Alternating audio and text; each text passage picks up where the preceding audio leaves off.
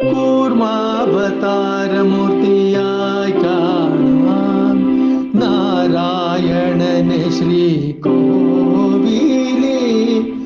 ശംഖും ചക്രവും ഗദപത്മങ്ങളും ചാർത്തിയിട്ടുണ്ടെന്നു തൃക്കൈകളെ.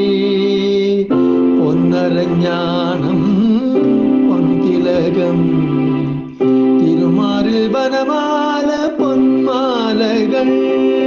കൈവള തോൾവള പൊൻകിരീടം മിന്നിത്തിളങ്ങുന്നു ചാർത്തിലായി. പത്താവതാരത്തിൽ രണ്ടാമതാ കൂർമാവതാരത്തെ